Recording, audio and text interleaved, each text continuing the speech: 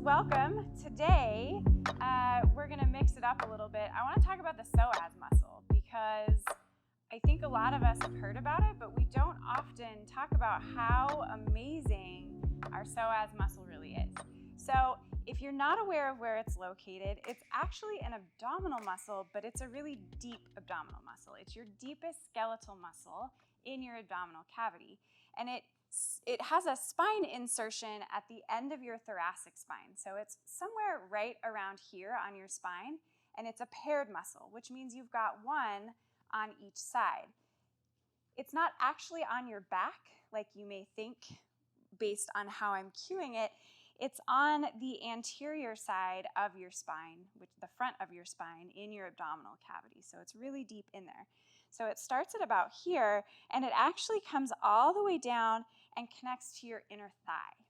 And this has a couple different responsibilities in your body. It's involved in flexion. It's a hip abductor, or a hip flexor, excuse me. So one of its functions is to bring your thigh closer to your pelvis, as if you were lifting your knee.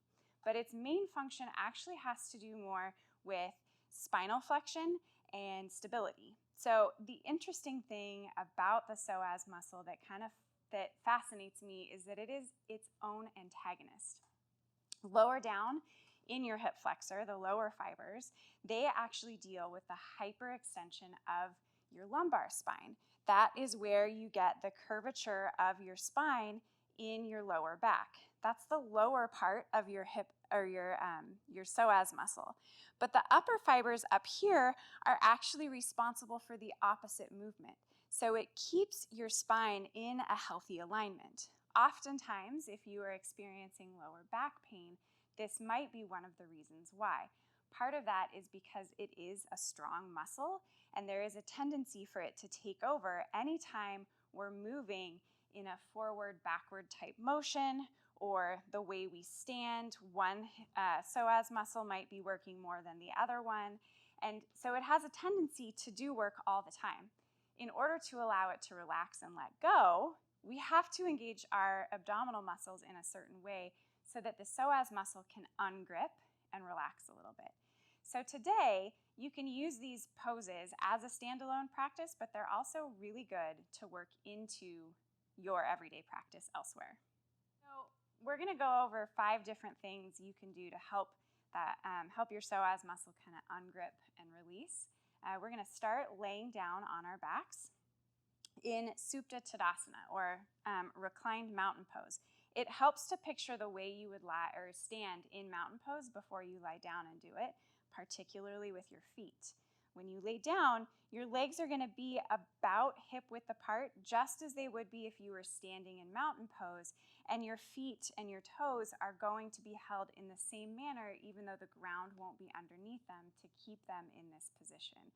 So hold that in your mind and make your way down to your mat. So as you lie down, position your feet so they are about hip width apart. Toes are pointing up towards the ceiling, and it's really important here, if you're targeting your psoas, that your feet stay here. Oftentimes when we come down into a reclined position, our muscles tend to let go and our feet fall out to the side or in towards each other. For this pose, keep your feet as if you were standing on the floor, but you're lying down, okay? And then you want to press slightly through the balls of your feet, spread your toes so that your whole legs, each leg, your whole leg, is engaged. And then bring your fingertips to just the front top of your hip bones, your hip points right here. The muscles in between your right and left hip point, these are our transverse abdominis. They travel across our belly. And then we've also got muscles that run up and down in our abdominal cavity, our rectus abdominis. And we need to deeply engage those in order to encourage our psoas muscles to release. So with your fingertips on your hip points, as you exhale, imagine that you're pulling your hip points towards each other. And you do that by engaging your deep abdominal muscles. As you hold this engagement, you'll notice that your breath predominantly is felt and seen in your chest cavity, not so much in your lower belly. But you want to maintain this engagement as if you were trying to pull your hip points towards each other. And you can hold your fingertips on your hip points in order to remind yourself to stay engaged there, or you can bring your hands down to the side. But as we do this, this is recruiting more abdominal muscles and allowing the psoas muscle to ungrip or let go. Once you feel like you have this, the next step of this is to we're going to start with our left heel, but take your left heel and just lift it an inch or two off your mat. As you do so, try and keep your hip points level and grounded. One is not lifting up or rotating one way or the other. Good. Lower your left heel and then do the same on your right, just lifting an inch or two. Now, this one in particular, you might not feel release in your psoas, but you're encouraging the other abdominal muscles to take some responsibility in movement and actually training yourself to engage more than just your psoas so that your psoas muscle isn't taking over. So this is one really good exercise to work into your practice. Just alternating heels. Trying to keep your hip points even and level with each other and drawing towards each other because you're engaging deeply in your abdominal region. Good. Let's even that out with one more on the right. And then bring it down and relax. You can release or shake it out if you need to.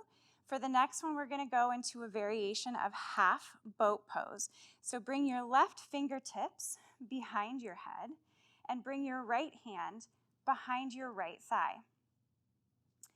We're going for the same abdominal engagement as we did in our Supta Tadasana. So as you exhale, imagine the points of your hips drawing towards each other, and from your belly button down to your pubic bone, drawing towards each other. So you've got the engagement of your transverse and your rectus abdominis.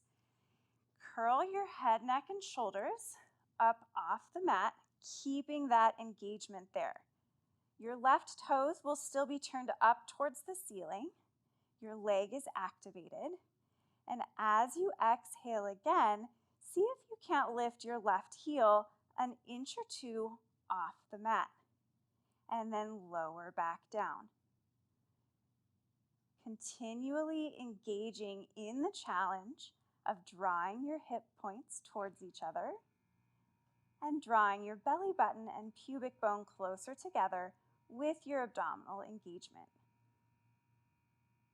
Good. If you'd like to, you can hold your heel suspended above the ground and curl further up with your head, neck, and shoulders. Again, keeping your hip points level and balanced with each other. And then exhale and release. Let's balance that out by doing it on the other side. Take a moment here in Supta Tadasana, keeping both feet with the toes reaching up towards the ceiling. And then bring your right fingertips behind your head and your left hand behind on your left thigh, pressing your thigh and your hand towards each other, feeling your hip points draw closer, engaging your rectus abdominis so that your belly button comes closer to your pubic bone. And then exhale, draw your head, neck, and shoulders up off the mat. Hold here. Once you feel steady and prepared, lift your right heel up off your mat just a few inches and exhale down. Now you may be thinking that you don't feel a stretch in your psoas here. Because the psoas does so many different things, there are a lot of different poses and moves that we can do. First, we need to encourage it to ungrip and let go before we can really stretch it. Good. Exhale and release back down. Anytime you engage your neck muscles or roll up off the shoulder and hold that, even though ideally it's coming from your abdominal cavity, it is possible for tension to build up in your neck. So just take a moment to turn your head gently from side to side. And then carefully roll over onto your side to press yourself up. We're going to come up into a standing position, and we are going to be using blocks for our next couple of poses. Oops. Constantly fiddling and messing with the mic. All right. So you can do this with 2 blocks or 1 block, whatever helps you feel most stable. If you've got 2 blocks, you want to place them far enough apart so that there's space for your foot to pass through in between them. Step up onto your blocks. And let's just begin by rocking from side to side. Get a sense of where your balance is in this elevated stance. And then gently sway, gently move all of your weight over into your right foot so that you can eventually lift your left foot off of your block and allow it to hang in between the blocks.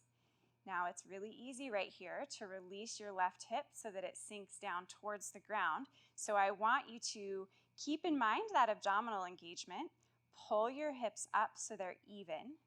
Engage your transverse abdominis so that your hip points are pulling towards each other and your belly button and the tip of your pubic bone are also pulling towards each other. So the result is that your left foot is just kind of hanging there. If you feel balanced and stable enough, you can also just gently sway your foot back and forth.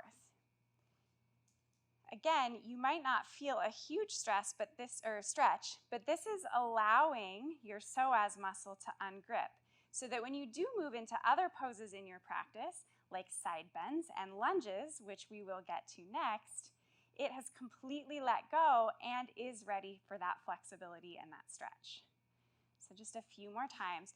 You want to keep the rest of your body steady and stable so your spine isn't swaying or dipping. It's just your leg that is moving. Good. All right. Bring your left foot back to your block. Shake your right foot out a little bit. Find your balance on your left foot. Gently move your weight over into your left foot so that your right foot can then hang in between the blocks. Again, pay attention to where your hips are. You want them to be level with each other. And you want to feel that deep abdominal engagement so that your hip points feel like they're pulling in towards each other, and the same is happening between your belly button and your pelvic bone. When you're ready, just bring that gentle swaying into your right leg. This encourages your psoas muscle to let go, to unclench or ungrip. And because you've got all of this other engagement happening, it's telling your psoas that you're still safe, that you're still caring for yourself, you've still got your spinal stability. It can relax and let go a little. Good, let's take one more breath here. And gently bring your right foot back over to your block. Carefully step down. Set the blocks aside for a moment. We are going to come into our final 2 poses. And again, feel free to work these into any practice or use it as a standalone. Sometimes if I notice that I'm getting tense in my lower back, I'll stand on my blocks while I'm at my desk and just let my legs sway a little bit to encourage that release. Other times I build it more into a full practice. So let's face the front of our mats. If you want blocks to make your lunge a little more accessible, to make the ground a little more accessible, you can bring your blocks to either edge of your mat. I'm going to leave mine up here so you can see everything that's going on. But essentially, bring your hands towards the ground and step back with your left leg. Oftentimes when we come into Anjaneyasana, or a low runner's lunge, because we do this with the intent of opening the front of our hip out, we have the tendency to just right off the bat press our hips forward. That might not actually help our psoas muscle if we're not also being really intentional about the ways in which we're moving into that position. So before you press your hips forward, once more, bring that deep abdominal engagement into your stance right here.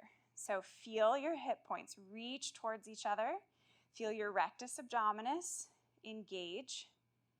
And then also feel the back of your thigh and the inside of your thigh and your back leg kind of lift up just a little bit to support this engagement here. This alone might bring some opening and some release into your hip flexors and your psoas. If not, if you can maintain this engagement at this point, feel free to press forward just so far as you can while maintaining that engagement. Another option, if you feel steady enough, is to inhale, reach your fingertips up towards the sky. And you might feel the stretch more here as the bottom of your psoas muscle stretches down and back towards the ground, and the top of your psoas muscle lengthens with your spine. Let's hold this for one more breath. And as you exhale, release your hands down. We're going to switch sides in whatever manner feels accessible to you. Good. This time, bring your left leg forward. Your right leg will be behind you. Focus on your abdominal muscles. Feel them engage just as we did before. Feel the back of your thigh lift up. Hold here or press forward slightly, only so far as you can while maintaining that toning and that engagement. If you feel shaky, feel free to widen your stance a little bit. And then if you'd like to, on your inhale, reach your hands up and imagine your psoas muscle lengthening down toward the ground with your inner thigh and stretching up towards the sky as your spine lengthens. One more breath here. And exhale, release. All right, we've got one more pose today, and we are beginning standing up. We are going to use 2 blocks for this one, even if your practice has allowed you to be flexible enough to reach towards the ground in a side angle pose. I want to encourage you to try using the blocks first so that you can really explore the different sensations that come with engaging your abdominal muscles in a certain way. So, face the long edge of your mat. We're going to take a wide stance. Starting with your right foot pointed towards the short edge, you're going to place both blocks about shoulder width apart on the inside of your right foot. So your left toes, your foot, it's just still pointed towards the long edge of your mat. You can angle it a little towards the right if you want, but I'd like you to get into the pose first before you decide to change your footing, because we are focusing on this pose in a different way than you might usually. So inhale, reach your arms out. Exhale, bend your right knee, coming into a warrior 2. You've got your blocks there. So as you establish a stable base and feel prepared to, I want you to exhale and bring your hands down to your blocks. So from here, press your fingertips into your blocks or your hands into your blocks. And this action of really pressing down into your blocks might already be encouraging some abdominal engagement that you might not regularly notice. We're going to take this a step further. So your right foot is your front foot, the one with your knee that is bent. I want you to press all 5 toes and the ball of your foot into your mat and lift your right heel up off your mat. As you do so, notice what's happening in your abdominal region. And imagine your knee rotating out towards your pinky toe. This is going to invite the opportunity to create space in your right side body that might otherwise feel pretty crunched in a side angle pose. So with this rotation here, feeling your hip points reach towards each other, go ahead and exhale, lower your right heel down. And at this point, if you would like to, you can bring your left arm reaching up and over, entering a side angle pose. When we enter it in this manner, and we keep our intention in the engagement of our abdominal muscles, this not only allows our psoas to release, but it has the added benefit of potentially bringing some more space in your right side body. Let's take one more breath here. Good. Press your right foot into the ground. Inhale, return all the way up to warrior two, and let's move to the other side. So bring your blocks over to the inside of your left foot, about hip width apart. Inhale, extend your arms out. Exhale, come into your warrior two on this side. Once you have your steady, stable base established, bring both hands down to your blocks, pressing your hands or your fingertips down into your blocks, noticing how this invites or encourages some abdominal engagement here. And then when you're ready, lift your left heel up off your mat, pressing all 5 toes and the ball of your left foot into your mat. Imagine your knee rotating out towards your pinky toe. And again, bring in your abdominal engagement if it's wandered away. Pull your hip points towards each other. Engage your rectus abdominis, pulling your belly button down towards your pubic bone. And then as you exhale, lower your left heel down towards the mat. And if you'd like to at this time, inhale, reach your right arm up and over, entering side angle. You might also notice that your inner thigh experiences this pose differently when you enter it like this with the focus that you have on that space in your side body and your abdominal engagement. Let's hold this for one more breath. And exhale. On your next inhale, press your left foot into your mat, rise all the way up to warrior two, and gently come out of that. Hopefully, you learned a little bit or experienced your psoas muscle in a little bit different way and found some value in that. Thank you for joining me. I will see you next time. Ta-da!